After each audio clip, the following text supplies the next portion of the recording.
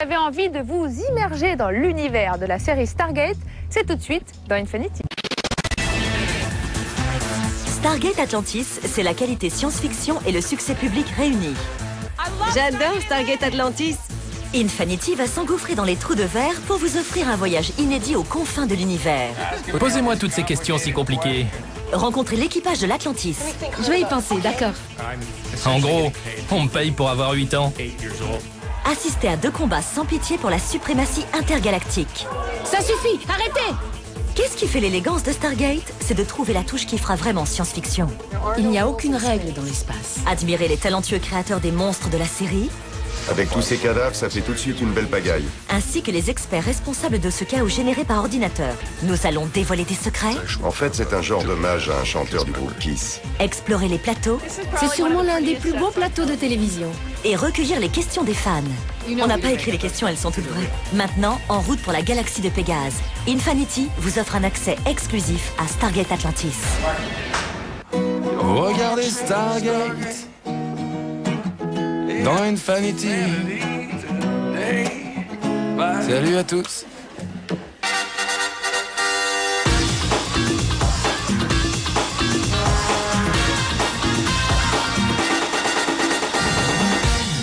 Bonjour à tous, soyez les bienvenus dans Infinity, l'émission intégralement dédiée aux séries américaines. Aujourd'hui, nous débarquons tout droit de la galaxie Pégase pour vous entraîner dans les coulisses de Stargate Atlantis. Cette série est la seconde adaptation télévisée d'un blockbuster du cinéma. Stargate Atlantis a su créer son propre univers qu'elle partage aujourd'hui avec des millions de fans. Sur place, notre envoyée spéciale Lisa Joyner mène l'enquête. Dans une vraie série de science-fiction, il y a beaucoup d'aventures, un peu d'humour et aussi d'excellentes relations entre les personnages. Donc pour moi, Atlantis, c'est vraiment de la science-fiction. Tout a commencé en 1994 dans le film Stargate avec Kurt Russell et James Spader. 3 ans plus tard fut créée la première série dérivée du film Stargate SG-1 qui s'est affirmée comme l'une des plus longues séries de science-fiction dans l'histoire de la télé aux États-Unis. En 2004 est apparue Stargate Atlantis. Actuellement, dans sa 4e saison, cette série dérivée a tout d'une grande. Des plateaux incroyables, des costumes très élaborés, de l'action, des effets spéciaux à couper le souffle. Bref, Stargate Atlantis est un nouveau succès dérivé. Comment pourriez-vous brièvement décrire la série à quelqu'un qui ne l'a jamais vue?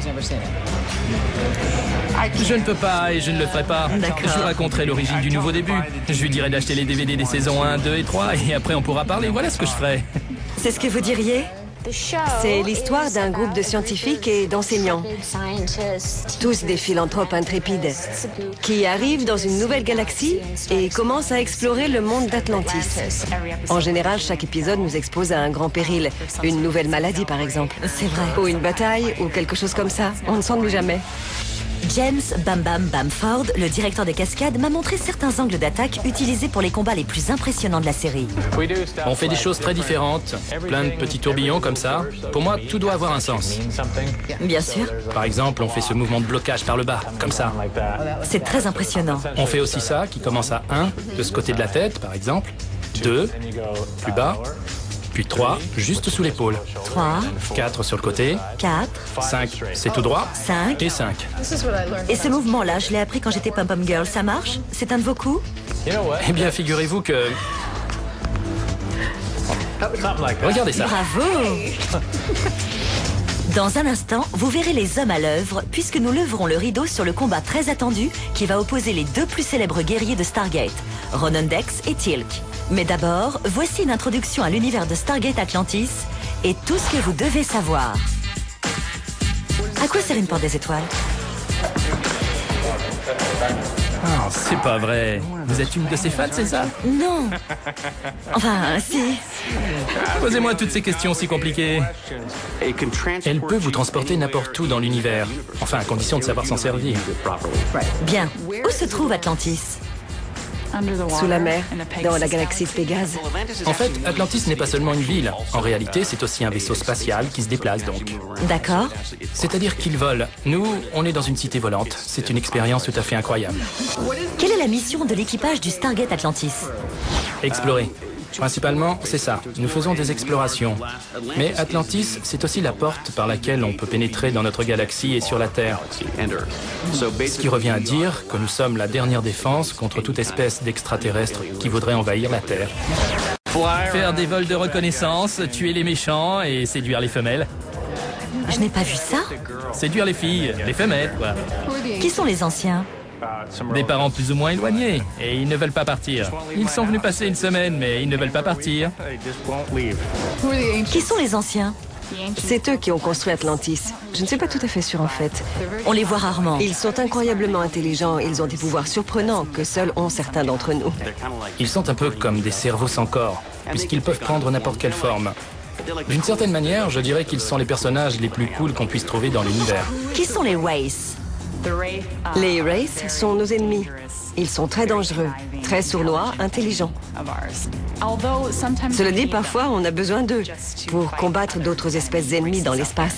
Vous les avez déjà combattus? Oui, ils m'ont fait prisonnier, torturé, ils ont tué ma famille, ils m'ont implanté une puce dans le dos, ce genre d'horreur.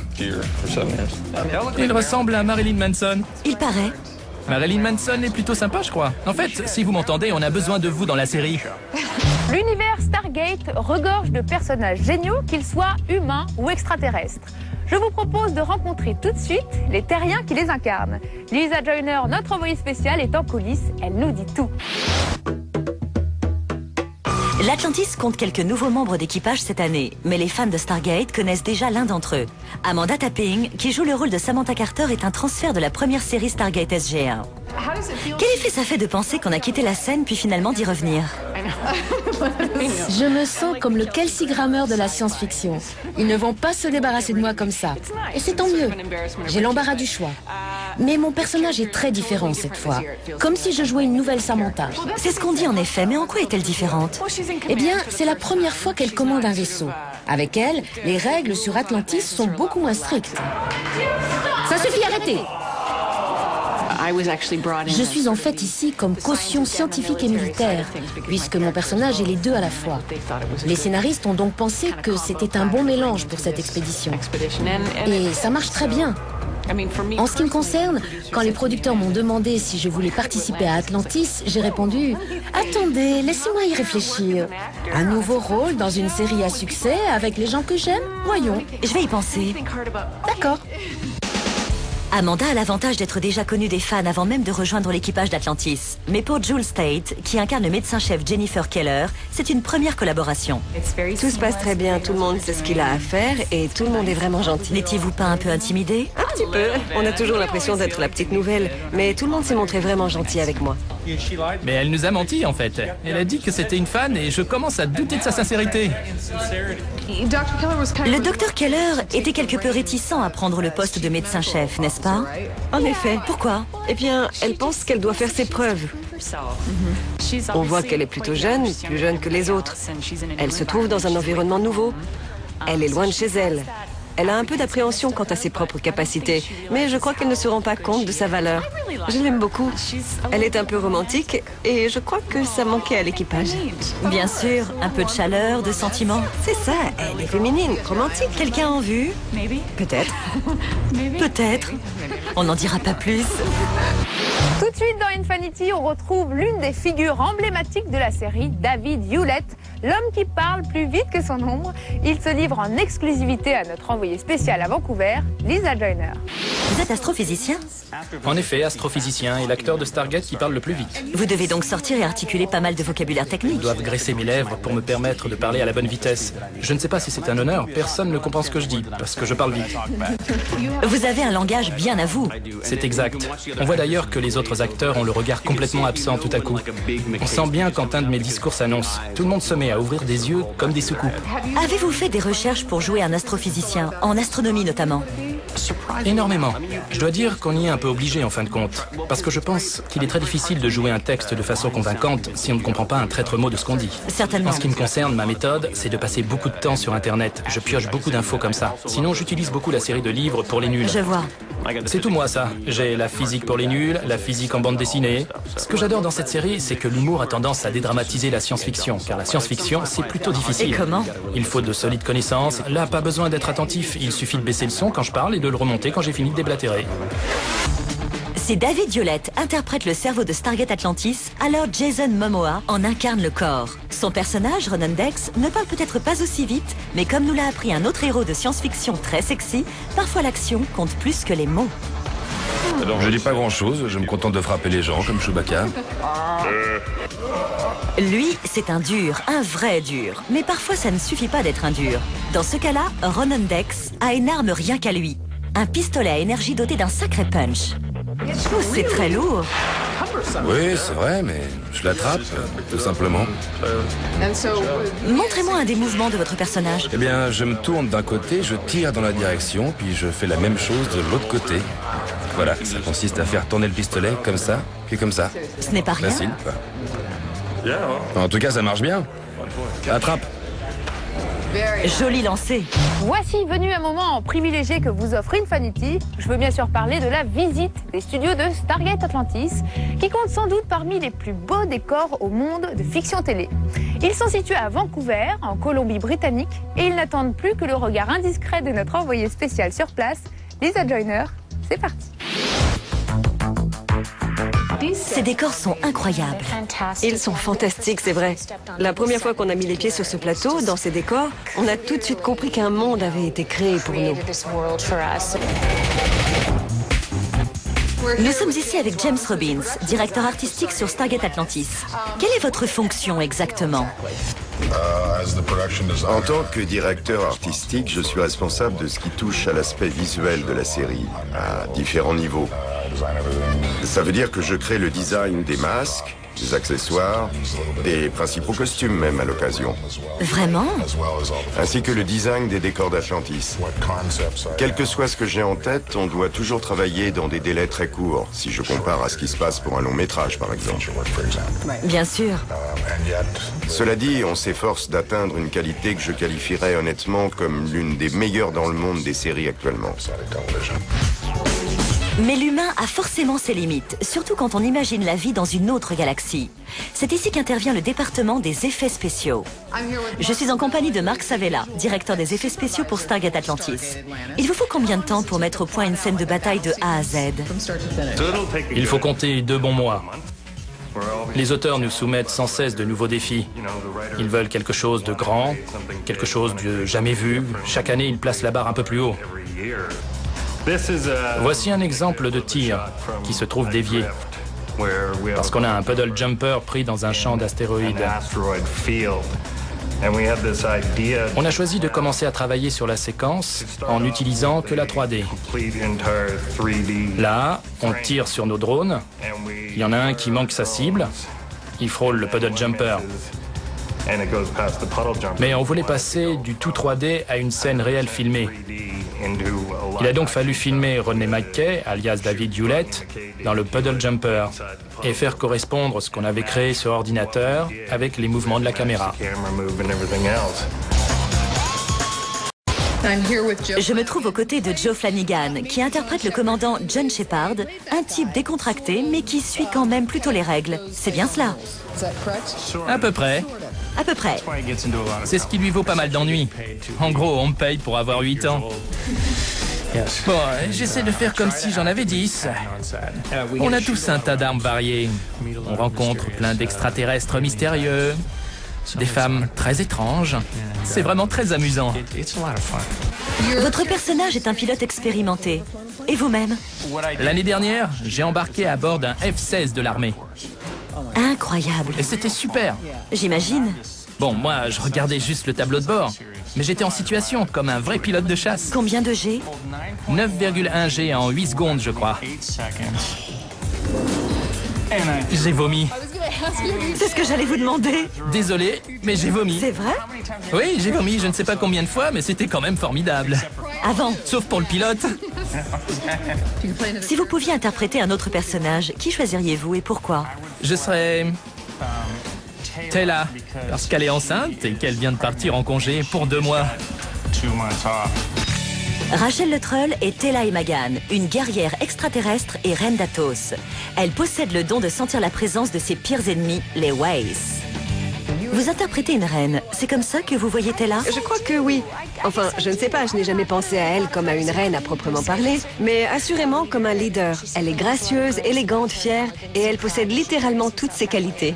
Visiblement, vous êtes réellement enceinte et je me demandais si ce fait était intégré dans la saison que vous tournez. Les scénaristes ont intégré ma grossesse à la série, c'était formidable. Je leur ai dit que je voulais un scénario particulier, puisque j'en vis un réellement, et voilà le résultat.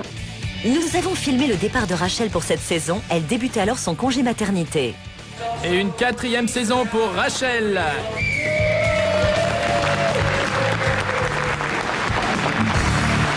Attention, séquence action maintenant dans Infinity. Comment sont réglées les cascades les plus spectaculaires de Stargate Atlantis? Comment sont chorégraphiés les combats? La réponse en images avec notre envoyée spéciale, Lisa Joyner. Je suis avec James Bamford. Bam Bam, c'est votre surnom. Oui, c'est mon surnom. Décrivez-nous ce que vous faites. On vous appelle directeur des cascades, qu'en est-il? Oui, directeur des cascades. Je fais plusieurs choses. Je suis responsable de la sécurité des comédiens et de l'équipe dans certaines circonstances. Sinon, c'est moi qui chorégraphie les scènes de combat. Et vous vous apprêtez à chorégraphier la grande scène de combat tant attendue. En effet, il s'agit d'une confrontation très attendue entre un des personnages de la série originale SG1, le guerrier Teal'c, que joue Christopher Judge, et notre grand costaud, le guerrier joué par Jason. C'est un peu le combat du vieux contre le jeune, du guerrier aguerri contre le novice, si l'on veut. On a reçu plein d'emails des fans qui nous demandaient qui allait gagner, de Ronon ou de Teal'c. On a décidé de les laisser découvrir par eux-mêmes. Seul Infinity a été invité à assister aux répétitions secrètes au moment où Bam Bam prépare les acteurs pour la Grande Rixe.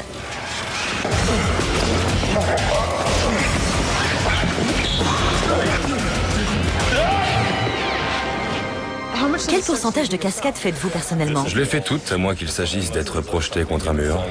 Ça doit causer quelques fractures. Vous aimez ça? Alors ça, c'est une des choses que mon personnage fait le plus, donc j'ai intérêt à savoir les faire. C'est très difficile. Nous, quand on regarde, on se dit « Oh, c'est affreux, c'est vraiment pas cool ». Mais en réalité, c'est une vraie chorégraphie, non? Absolument, c'est comme une danse. Je crois que ça amène à prendre conscience de son corps, c'est une façon de s'exprimer. Et si on fait ça bien, on oublie qu'à la base, c'est une chorégraphie. D'accord, je vois. Vous ne faites pas semblant. C'est vraiment une séance d'entraînement. Tout à fait. Il y a une chose importante aussi, c'est que Jason a 25 ans et pas moi. Une fois qu'on a bien compris le principe du combat, son exécution devient nettement moins difficile. C'était bien? Oui. À ce stade, la scène de combat a été chorégraphiée et répétée. Maintenant, les caméras tournent et Infinity est là pour vous donner un avant-goût de la confrontation tellement attendue entre Teal'c et Ronon. Ça tourne.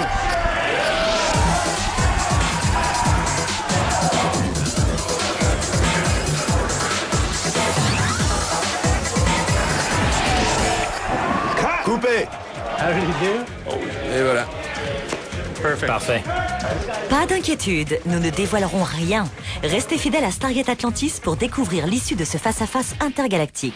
Dans un instant, Infinity vous invite à poursuivre la visite de ce plateau extraordinaire en compagnie d'Amanda Tapping et David Hewlett, deux des acteurs phares de la série. Mais avant cela, si on faisait un petit détour par la garde-robe de Stargate Atlantis, Lisa Joyner vous livre les secrets des costumes de la série. Je me trouve maintenant dans le territoire sacré qui abrite les costumes, en compagnie de Valérie Alverson. Et nous étions en train de parler de ce qu'on peut qualifier d'œuvre d'art. Merci. Vous et votre équipe faites tout vous-même. Les costumes en cuir aussi. Tout est fait ici. Incroyable. Oui, nous sommes très fiers de notre travail. Ici précisément, nous nous trouvons dans une salle d'essayage, mais il y en a une autre là-bas, derrière l'atelier de coupe où travaille actuellement ma collègue. Je lui donne un dessin et c'est elle qui en fait un costume réel. Les coupeuses sont un maillon essentiel de la chaîne. Elles transmettent ensuite le tissu aux couturières. Là-bas, vous voyez Patch, toujours prête, n'importe quand, n'importe où. Elle travaille sur les White en ce moment, nos méchants. On réalise quelques costumes de White supplémentaires. J'aimerais qu'on voit ceux-là là-bas. Ils sont très lourds, c'est un élément de costume? Les acteurs qui jouent les White mesurent en général entre 1,90 m et 2 m. Il n'y a qu'eux qui puissent porter ça. Ça pèse presque 10 kilos. Y a-t-il encore quelque chose concernant les costumes dont vous ne nous avez pas parlé et qui pourrait intéresser les inconditionnels de la série? Parce que les fans de Stargate connaissent tous les détails. Eh bien, on a fait quelque chose de très amusant cette année avec les costumes des 5 personnages principaux de la série. Sur chaque costume, on a essayé d'intégrer un petit détail en rapport avec le personnage. Pour la veste de McKay, par exemple, on a utilisé un cuir avec une impression qui évoque un circuit intégré. C'est notre façon de lui montrer qu'on pense à lui. Tout est dans le détail, c'est remarquable. Ça, c'est une veste de soldat Jedi. Oui, bien sûr. Évidemment. Vous m'avez confié également que vous utilisez parfois des accessoires étonnants comme des bombes de crème chantilly. Des cartouches. Des cartouches sur les épaules. Mais personne ne s'en rend compte. Ce que les fans ignorent, c'est qu'on va fureter dans les magasins d'ustensiles de cuisine, qu'on se fournit parfois dans les magasins de bricolage. On essaye toujours de trouver une idée nouvelle, quelque chose qui n'a pas encore été utilisé. Il n'y a aucune règle dans l'espace. Je dois vous avouer que j'adore les costumes de Rachel. Vous auriez quelque chose à ma taille? Mais bien sûr. D'ailleurs, certains de ces costumes devraient vous aller. Venez avec moi. Génial.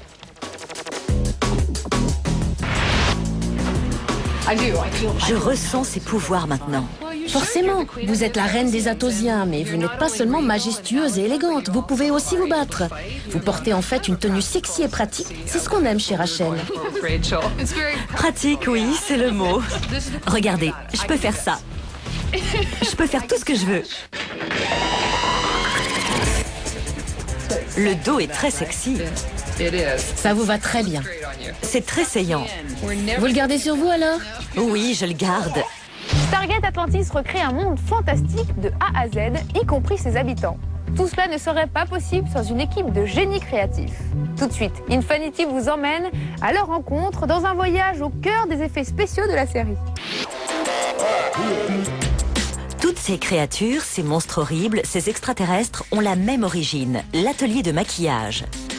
Nous avons rencontré Ton Masters et son équipe dans le studio de maquillage effets spéciaux qu'il dirige à Los Angeles. Ce sont tout de même eux qui ont changé notre vision de la vie sur les autres planètes et dans les autres galaxies. Depuis la création du studio, on a travaillé sur des choses aussi diverses que la série des Freddy, Allô maman ici bébé, L'homme qui murmurait à l'oreille des chevaux, 6 Feet Under ou encore Les contes de la crypte. Ça, c'était pour le film Invasion avec Nicole Kidman. Lui, il vient de la 2e ou de la 3e saison de 6 Feet Under. Voilà, c'est maintenant un cadavre qui commence à se décomposer. Ça, c'était pour Slither. C'est une vrille qui sortait du ventre de Michael Rooker. On a été récompensé pour ce film. C'est peut-être difficile à croire, mais ceci est une chaîne d'assemblage de paupières. En réalité, c'est un mélange de lubrifiant et de mouchoirs en papier. Avec quelques cadavres par-ci par-là, ça fait tout de suite une belle pagaille. Je dois dire que ce que je trouve passionnant dans la science-fiction, c'est que c'est un outil très flexible. C'est un des grands points forts de Stargate, d'Atlantis en particulier. J'adore travailler pour ce monde-là, parce qu'on a vraiment la possibilité de s'investir et d'être originaux, d'être créatifs. Pour les Race mâles qui portent des masques et la reine Race, il faut compter à peu près 3 heures de maquillage pour qu'on ne voit pas les raccords. On commence par leur fixer des dentiers, parce qu'il faut que leurs lèvres avancent pour que tout se mette bien en place. Ils portent un masque intégral, ils ont aussi des perruques très sophistiquées, et puis des lentilles de contact qui donnent l'air méchant. Notre race préféré, à vrai dire, c'est celui qui a le registre de jeu le plus étendu. On le reconnaît facilement, il a un tatouage bien particulier sur le visage. J'ai entendu dire qu'un des membres du groupe Kiss était un grand fan des Race. Alors voilà, si on regarde bien, en fait, c'est un genre d'hommage à un chanteur du groupe Kiss. Je ne vous dirai pas lequel. De tous les défis qu'on a dû relever pour Atlantis, je crois que le plus difficile, c'était Vengeance. Le sculpteur Dan Rebert, qui travaille ici à Los Angeles, nous a dit en gros que la seule façon d'y arriver, c'était d'utiliser un moule existant. Parce que de toute façon, ça nous prendrait 2 fois trop de temps de faire un nouveau moule avec un nouveau comédien pour porter le costume du monstre. On a donc dû faire appel à un de nos comédiens pour endosser le costume. Et le comédien en question se trouve être Sam Paul, un de nos plus grands artistes. C'est par la gueule qu'il pouvait voir. Regardez ici le détail des jolis petits tendons que Sam, Dan Rebert et Gary ont placés dans la créature. Et tous les différents membres sont articulés grâce à des petits moteurs rassemblés dans cette boîte. Voyez là, Sam lubrifie sa main et son bras pour enfiler le gant du monstre. C'est un gant avec des extensions incorporées. Car vous imaginez bien qu'il n'a pas réellement les doigts aussi longs. Cela dit, ses doigts sont en contact avec une commande d'articulation qu'on a mis au point en un peu moins de 2 semaines.